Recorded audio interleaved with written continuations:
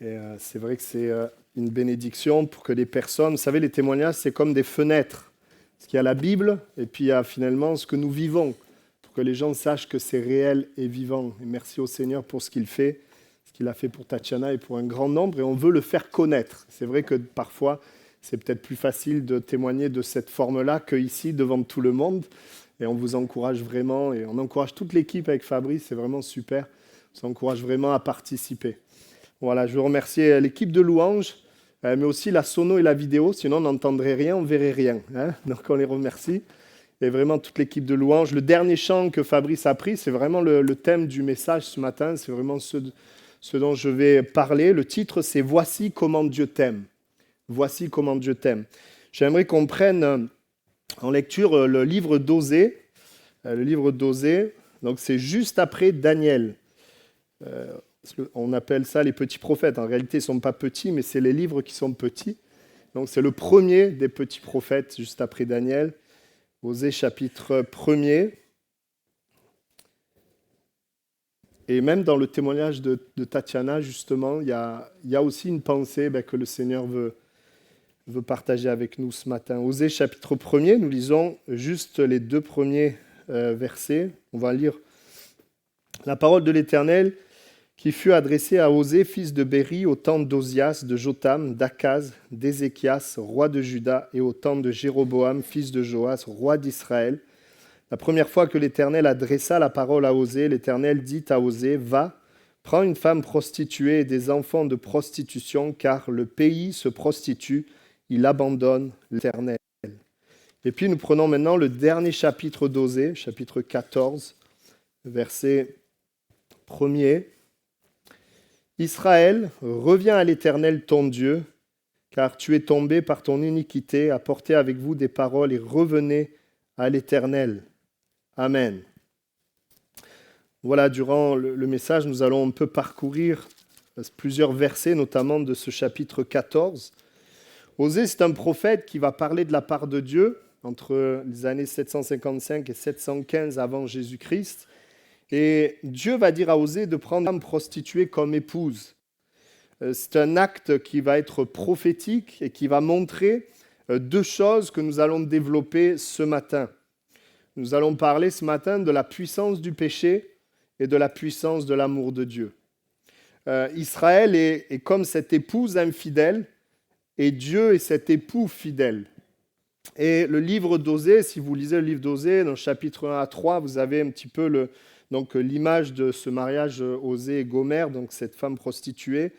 De 4 à 13, à part le chapitre 11, vous avez le problème, en fait, l'infidélité du peuple d'Israël, puis les conséquences. Et au chapitre 14, vous avez la solution, le fait de pouvoir revenir et d'être restauré.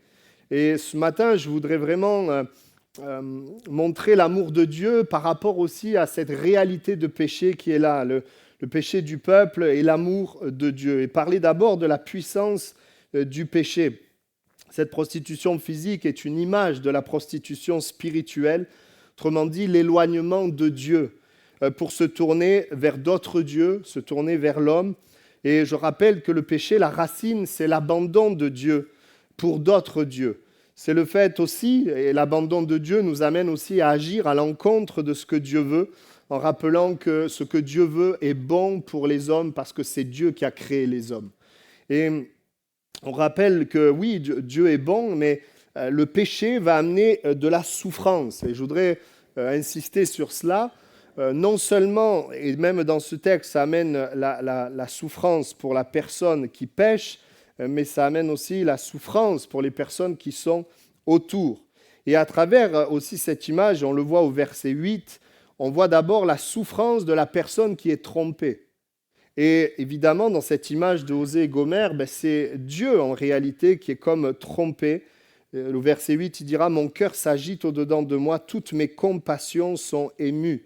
Il prend comme une image humaine pour montrer que Dieu souffre de voir son peuple, de voir ses enfants être loin de lui, vivre sans lui et se détruire, puisqu'on verra qu'il y a surtout de la souffrance pour celui qui est loin de Dieu.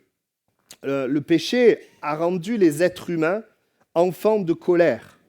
Mais le drame profond du péché, c'est qu'il nous fait vivre en dessous de ce pourquoi Dieu nous a créés. Le péché, c'est une crise d'identité. Nous agissons comme des esclaves de la chair parce que nous avons perdu la connexion avec le Créateur qui nous a pensés comme des fils et des filles. Et il est important que tu saches que non seulement Dieu t'aime, mais il veut être ton Père. Et même pour les enfants de Dieu qui sont déjà fils et filles de Dieu, il ne veut pas juste être ton Père, il veut que tu vives ta vie comme un fils et comme une fille, comme un Dieu qui est véritablement un Père. Nous l'avons vu et nous allons en parler maintenant. Il y a de la souffrance pour la personne qui trompe, pour la personne qui marche dans le péché. La Bible dit que le salaire du péché, c'est la mort. Et le livre d'Osée va montrer les conséquences de cette prostitution, les conséquences du péché. Et c'est peut-être ce que tu vis aujourd'hui. Voilà, mais ne pars pas après le point sur le péché, ce serait dommage. Attends le point sur l'amour parce que l'amour de Dieu est plus puissant et plus grand que la puissance du péché. Face à la prostitution, le péché, il y a des conséquences spirituelles et relationnelles.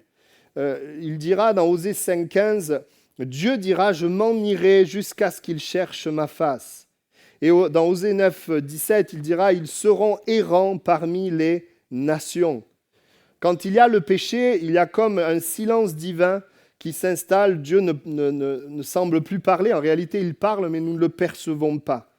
Et Dieu se retire pour laisser l'homme face à son vide, face à lui-même. Non pas que Dieu le veuille, mais tout simplement parce que l'homme choisit de se détourner de Dieu.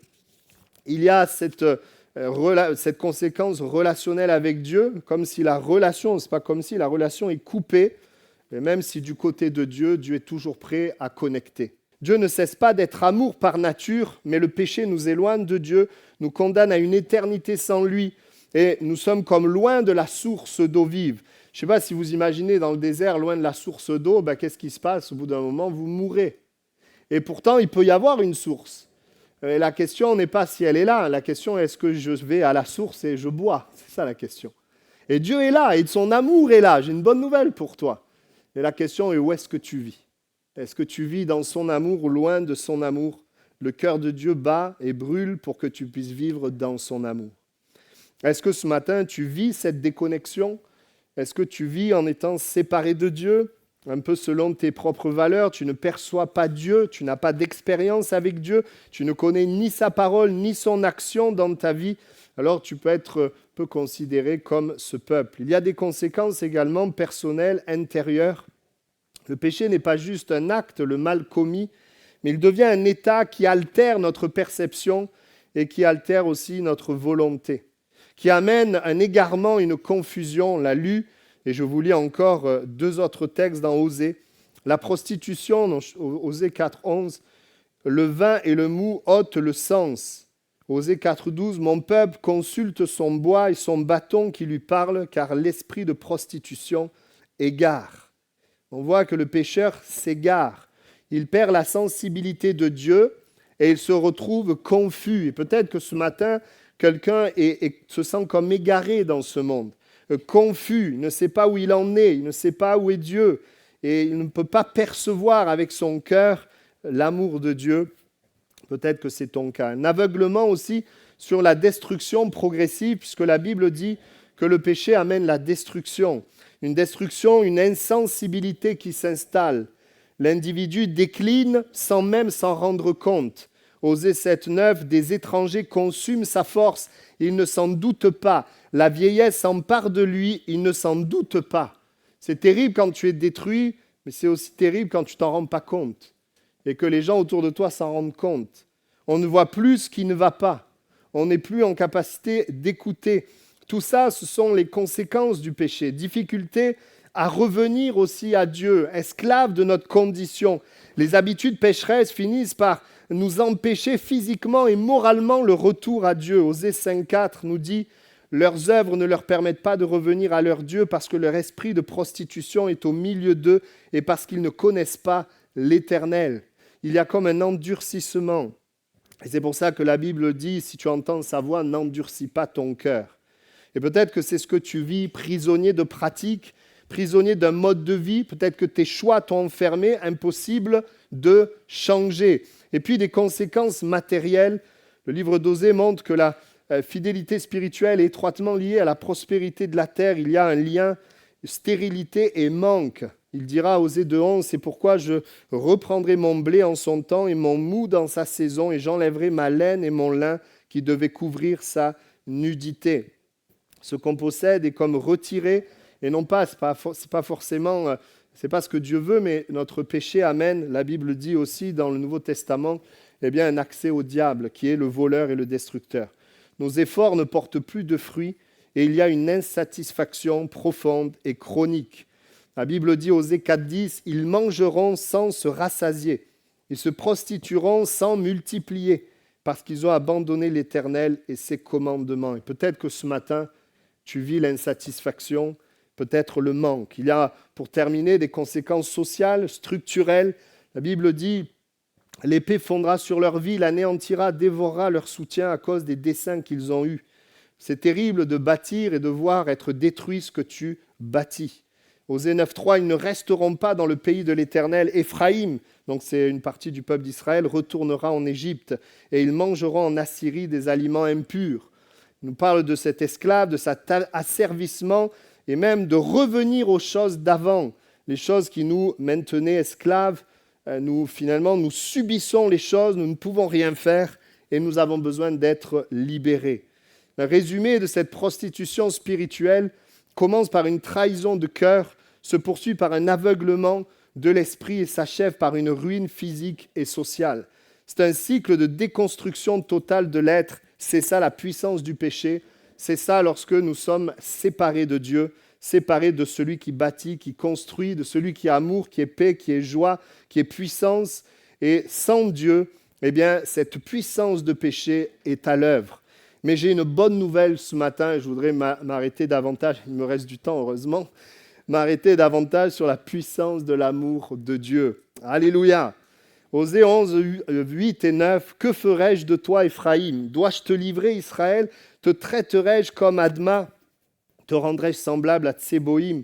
Mon cœur s'agite au-dedans de moi, toutes mes compassions sont émues.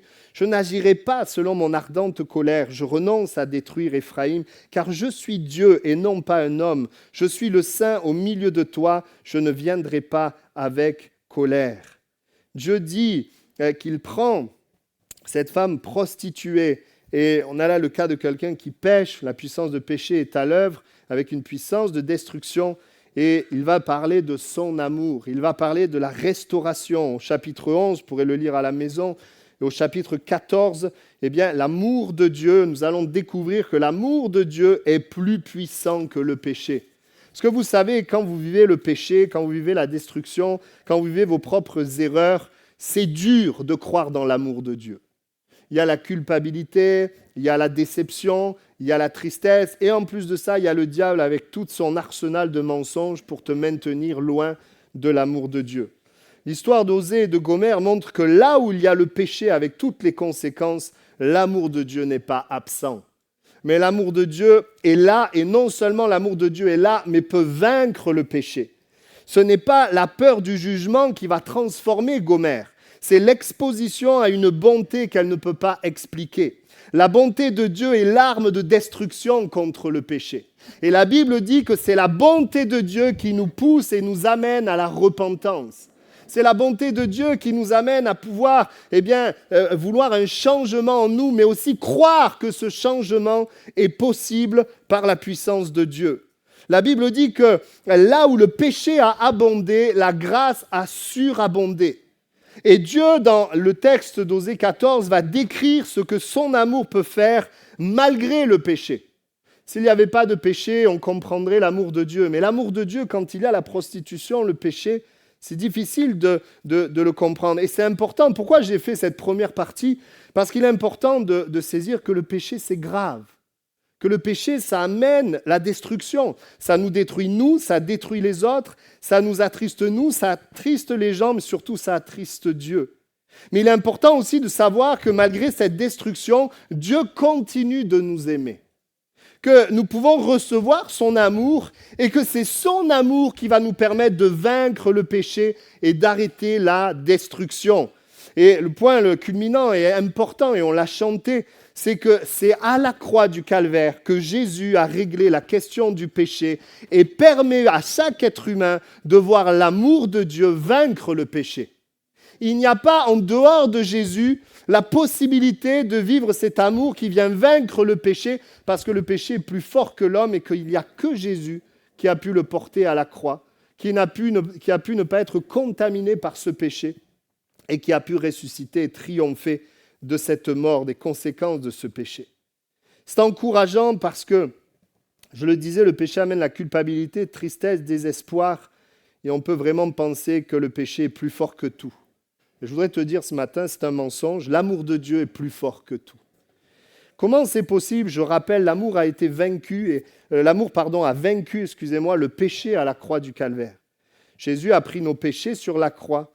Et ainsi, la victoire de l'amour sur le péché est en Jésus-Christ. Dieu dit, il nous a tellement aimés, il a prouvé son amour en ce que lorsque nous étions encore pécheurs, Christ est mort pour nous. Autrement dit, Jésus a pris ce que nous devions vivre, la condamnation de notre péché.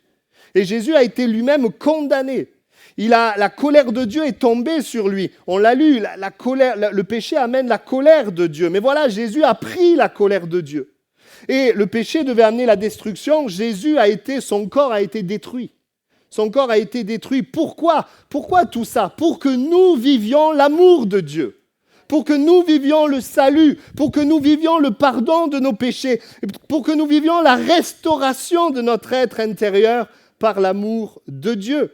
Et comment, et je vais avancer, comment on se manifeste cet amour? Et je voudrais, au travers de ce que Dieu nous révèle dans le chapitre 14 d'Osée, montrer différents aspects de cet amour.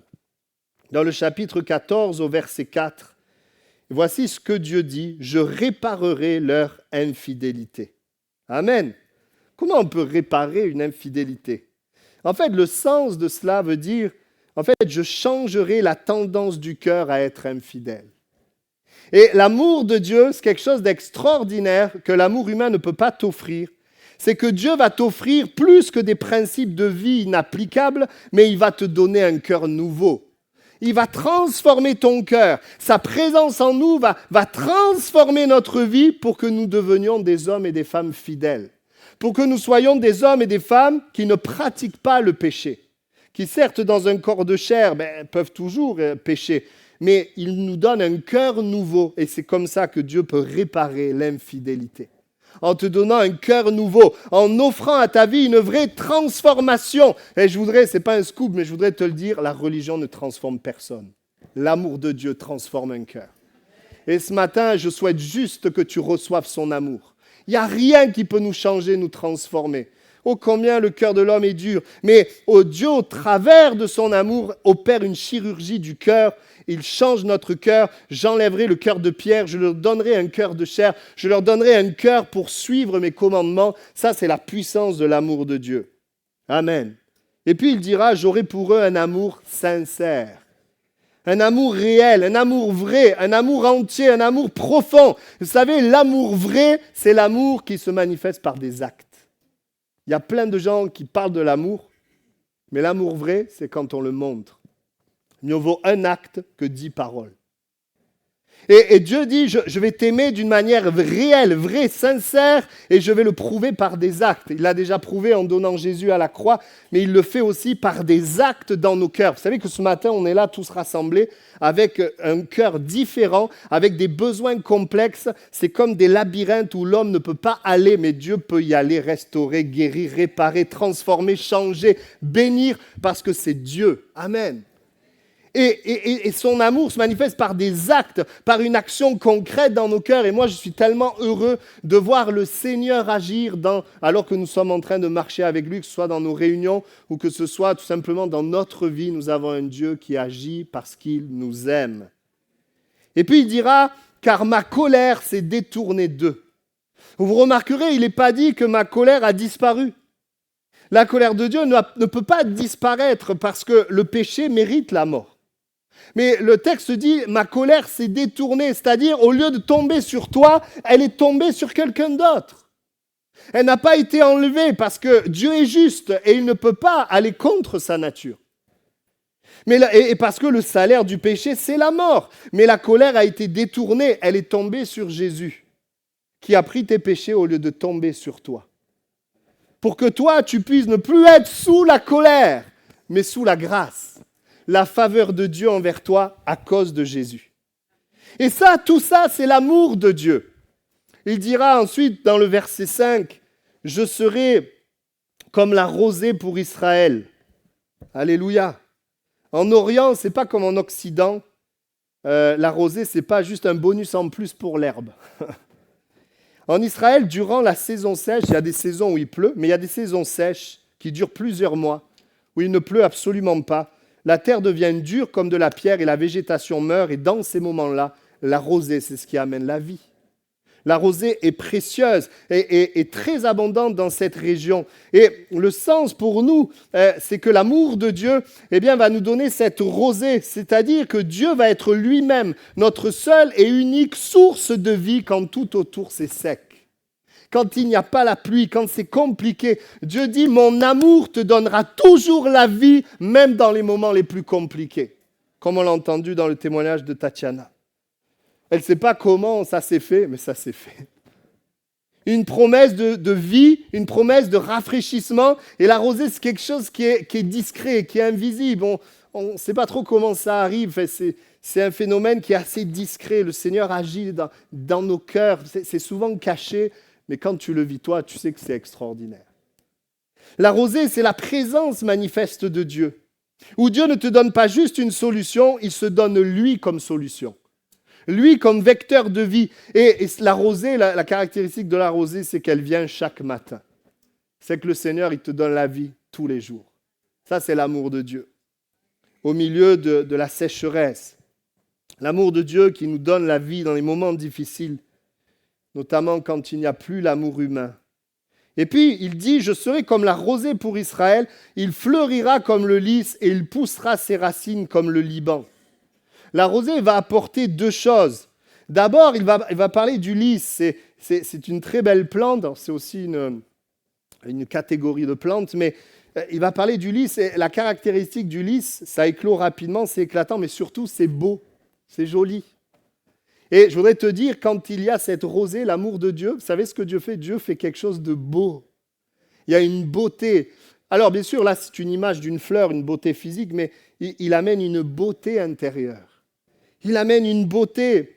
Il nous amène dans quelque chose qui est beau, la pureté, la vérité, la bonté, la générosité. Amen. Parce que c'est ce à quoi nous aspirons et ce pourquoi nous avons été créés. Vous savez, quand vous décidez d'être pur, par exemple, il y a des gens qui vont se moquer de vous. Vous voulez être vrai. Alors des fois, en trichant, tu peux avoir. Et puis les gens voient que toi, tu ne triches pas. Du coup, tu n'as pas, tu choisis la vérité. Et les gens, ils te jugent. Tu dis, t'es stupide, t'es bête. Mais en réalité, même les gens qui te jugent, au fond d'eux, ils aspirent à cela. Et le jour où ils ont un problème, ils voudraient parler de leur problème, c'est vers toi qu'ils vont aller. Parce qu'ils savent que toi, tu aimes la vérité, même s'ils se sont moqués de toi.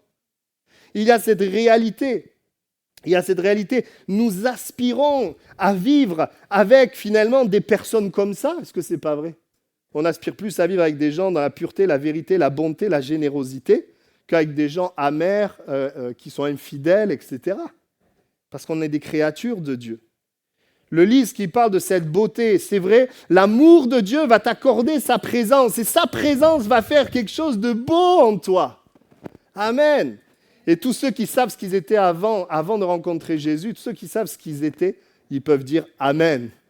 Moi, je peux dire Amen, je sais ce que j'étais. Mais aussi la stabilité, le cèdre du Liban, des racines profondes qui s'enfoncent dans le sol pour que l'arbre ne tombe jamais. La vie de Dieu va nous rendre forts.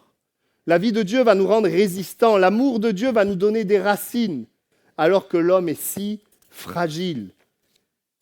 Le monde est en dépression, burn-out, épuisement, découragement. L'amour de Dieu nous donne la force intérieure. Ça ne veut pas dire que rien ne nous atteint. Ça ne veut pas dire que pour le cèdre du Liban, il n'y a pas de vent, pas de pluie, pas d'orage. Mais comme il est enraciné, toutes ces choses ne le font pas tomber. De la même manière, nous sommes là comme ces cèdres du Liban. Nous sommes plantés pour manifester la majesté du roi et le Seigneur dans son amour. C'est lui qui nous donne de la force. Cette vie, elle nous permet d'étendre ses racines. Et ces racines nous donnent cette stabilité, cette force. Et cette force nous sert pour pouvoir secourir, on va en parler, permettre à d'autres de trouver ombrage. Osée 14,6, ces rameaux s'étendront, ils auront la magnificence de l'olivier et les parfums du Liban. L'amour de Dieu va amener dans ta vie une croissance. Vous savez, il n'y a rien de plus fort pour grandir correctement que l'amour de Dieu. Ce dont nous avons besoin, c'est de l'amour. Et de pouvoir croître, mais aussi il est parlé d'un rayonnement. Les rameaux s'étendront, ils auront la magnificence de l'olivier. Il y a un rayonnement, il y a une influence. L'amour de Dieu qui nous fait nous développer, grandir. Nous sommes bien dans notre tête et nous pouvons rayonner. Nous ne sommes pas bien dans notre tête parce qu'on est meilleur que les autres, mais nous sommes bien dans notre tête parce que la présence de Dieu est en nous. Et parce qu'elle remet les choses correctement dans notre tête, dans notre cœur. Et les parfums du Liban. C'est-à-dire que l'amour de Dieu va c'est vrai, nous donner cette beauté, cette force, et va nous amener à imprégner l'atmosphère, imprégner l'air, une influence du ciel, du royaume de Dieu, comme on l'a partagé avec les serviteurs. Les choses du royaume, pouvoir communiquer tout simplement la paix, communiquer la joie, communiquer la pureté. Ces choses-là, tout simplement à cause de son amour. Le parfum, c'est l'influence de la culture du ciel. En étant aimé, tu deviens un porteur de sa présence, de son amour, qui change la température spirituelle de ton entourage, qui change la température spirituelle de ta ville. Et puis, le texte dit, ils reviendront s'asseoir à son ombre, ils redonneront la vie au froment, ils fleuriront comme la vigne, ils auront la renommée du vin du Liban. Il nous parle là à nouveau d'une utilité. L'amour de Dieu va t'amener à être utile pour Dieu. Ta vie va avoir un sens, ta vie va être utile. Elle n'est pas juste pour des choses éphémères, passagères, mais ta vie est utile pour ce qui est éternel. Ils reviendront s'asseoir. C'est comme si, au travers de ce texte, on voit que quelque chose a été perdu et est retrouvé. Le péché te fait perdre les meilleures choses. L'amour de Dieu te fait les retrouver. Utile pour les autres, il est dit qu'ils viendront s'asseoir à son ombre. Permet à ceux qui t'entourent d'être protégés du soleil. Il donne à ceux qui t'entourent une fraîcheur qu'ils n'arrivent pas à trouver dans les hommes et dans ce monde. La fraîcheur de l'amour de Dieu. Et puis il parle du froment et de la vigne. Ce sont les deux bases de la vie en Orient, le pain et le vin, qui symbolisent la nourriture spirituelle et la joie. L'amour de Dieu va te nourrir, mais va faire de toi quelqu'un qui nourrit le cœur des autres, qui apporte la joie, qui apporte une parole de Dieu, une parole d'espérance. Ce qui est merveilleux, c'est que quand le Seigneur est là, quand son amour est là, toi, tu dis juste ce que Dieu dit, mais Dieu met la vie dans ce que tu dis. Et cette vie, elle se communique aux cœurs qui sont autour de toi. Et moi, j'entends des témoignages de cela, en réalité. Et puis, ensuite, il dit, Éphraïm, qu'ai-je à faire encore avec les idoles ? Et là, plusieurs commentateurs s'accordent pour dire que c'est le cri d'Éphraïm, qui témoigne d'une transformation profonde et qui s'exclame « Mais qu'ai-je à faire encore avec les idoles ?» Et c'est vrai, quand on voit son amour, quand on voit l'amour de Dieu, mais on se dit « Mais qu'est-ce que j'ai à faire à essayer de me confier dans des idoles, dans des êtres humains, alors qu'il y a un Dieu réel, vivant, qui m'aime comme personne ?» L'amour de Dieu qui me transforme vraiment. Et puis, Osée 14,8, « Je l'exaucerai, je le regarderai. Je serai pour lui comme un cyprès verdoyant. C'est de moi que tu recevras ton fruit. » Dieu se compare à un cyprès. Contrairement au lys qui fane ou la vigne qui perd ses feuilles, le cyprès est un arbre qui reste toujours vert.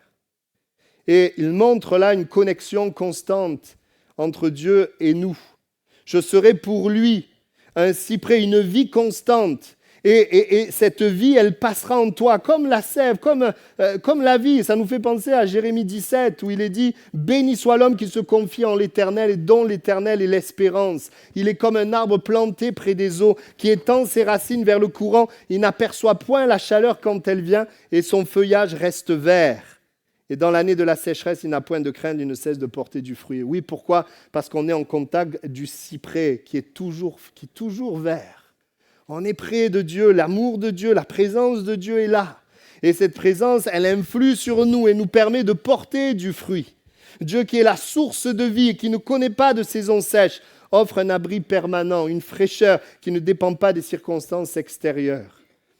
Et donc, quand il dit « Ephraïm, qu'ai-je à faire encore avec les idoles ?» C'est l'homme qui s'exclame « Je fais de la place, je rejette mes idoles, je fais de la place. » Et Dieu qui est ceci près, qui dit « Moi, je remplis l'espace que tu as laissé. » Et le résultat, c'est le fruit et la fécondité. Voilà le résultat de l'amour de Dieu. Et s'il n'y avait qu'une personne ce matin à qui je m'adresse, le message serait le même. Il t'aime véritablement. Mais la question n'est pas juste s'il t'aime, mais quel est finalement notre choix aussi. Je terminerai avec ça. L'amour de Dieu est pour toi, même quand tu as péché. Jésus à la croix, justement, est passé à la croix pour que l'amour triomphe du péché. Mais le livre d'Osée révèle que nous sommes libres, que nous avons le choix. Et nous devons savoir que le texte a été donné et Dieu a parlé à Osée juste avant que le peuple soit déporté et détruit par la Syrie en 722. Le livre est écrit juste avant la chute d'Israël. Et dans le chapitre 14, verset 9, on continue notre méditation. Dieu dit que celui qui est sage prenne garde à ces choses. Dieu te dit, mais prends garde à cet amour dont je t'aime. Qu'il prenne garde à ces choses, que celui qui est intelligent les comprenne. Comprends que tout ce que nous venons de vivre, ce à quoi finalement nous aspirons, c'est le fruit de son amour pour toi. Et il dira, car les voies de l'Éternel sont droites, les justes y marcheront, mais les rebelles y tomberont. Et que celui qui est intelligent prenne garde à toutes ces choses. Il appelle son amour les voies de Dieu droites et nous invite à y marcher. Écoutez bien parce que c'est un point important du message maintenant. L'amour n'est pas une arrivée, l'amour est un chemin. L'amour, et la vraie bénédiction, ce n'est pas juste un moment où Dieu m'aime. La vraie bénédiction, c'est de marcher dans son amour. C'est ce que Dieu appelle les voies droites. Et le Seigneur nous invite à marcher dans son amour. Et c'est dans son amour que nous allons vivre tout ce que nous avons partagé. On peut avoir quelqu'un qui t'aime et te bénit un jour, le jour où tu le rencontres, c'est bien. Mais c'est autre chose d'avoir quelqu'un qui t'aime et de marcher avec. Quand tu te maries et que tu aimes quelqu'un et tu marches avec la personne, alors bien sûr, c'est une personne humaine qui déçoit, mais Dieu, lui, ne nous déçoit pas. L'histoire d'Osée, c'est de montrer la gravité du péché, mais la puissance de l'amour face au péché. On voit que oui, il y a des personnes pour qui le péché triomphe, la tristesse, l'éloignement de Dieu, mais ce matin, ça peut changer. Parce que Dieu donne son amour face à ce problème. Et je termine, c'est la deuxième fois. Comment revenir ? Vous avez l'habitude, mais c'est vraiment la dernière, là, c'est bon. Comment revenir ? Eh bien, j'aimerais juste en parler. Ça, c'est notre part maintenant. Il dira dans Osée 2:9, « Elle poursuivra ses amants et ne les rattrapera pas. Alors elle dira, j'irai et je retournerai à mon premier mari, car alors j'étais plus heureuse que maintenant. » La première chose pour entrer dans son amour, il faut que tu prennes conscience de ton problème. Que tu prennes conscience du péché dans ta vie et de la gravité. Et qu'il y ait déjà quelque chose, une volonté de changement. Parce que dans le péché, il y a un plaisir, il y a une destruction. Et on voit dans ce texte qu'à un moment donné, elle réalise quand même qu'elle était plus heureuse avec son mari que dans cette prostitution. Reconnaître que mes amants, les idoles, l'ego, le péché, les addictions, les plaisirs ne satisfont pas mon cœur. Une prise de conscience que le péché détruit me rend malheureux et que Dieu veut mon bien. Et puis ensuite, je reprends ce texte Osée 14:8, Ephraïm dit « Qu'ai-je encore à faire avec les idoles ?» Deuxièmement, une fois qu'il y a la prise de conscience, la volonté va plus loin et se concrétise par des actes réels. Il y a un renoncement au péché, un renoncement aux idoles, un renoncement à vivre ma vie sans Dieu. Je me détourne de ce qui déplaît à Dieu. Vous savez, quand vous vous tournez vers quelque chose, vous ne pouvez pas être tourné vers deux directions opposées. Soit c'est l'une, soit c'est l'autre. Et donc, pour se tourner vers Dieu, il faut te détourner de la voie vers laquelle tu étais.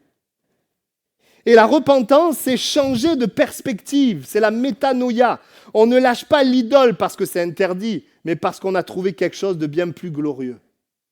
Parce qu'il y a aussi une prise de conscience de ce qui est bon, de ce qui ne l'est pas. On se détourne de quelque chose pour se tourner vers autre chose. On demande pardon, on a la volonté de couper, on a la volonté de vivre la volonté de Dieu. Et enfin, il y a cette prise de conscience, ce renoncement, et nous acceptons Dieu. Nous acceptons Jésus. Nous voulons marcher avec lui. Osée 6.3, connaissons, cherchons à connaître l'Éternel, sa venue est aussi certaine que celle de l'aurore. Nous voulons aller vers Dieu avec foi. Nous avons besoin de la foi. Et nous disons, Seigneur, oui, le péché est là, la destruction est là, mais je crois dans ton amour.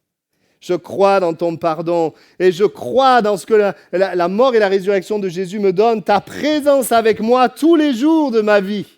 Oui, le bonheur et la grâce m'accompagneront tous les jours de ma vie. Qui est celui qui dit ça? Celui qui dira « l'Éternel est mon berger ».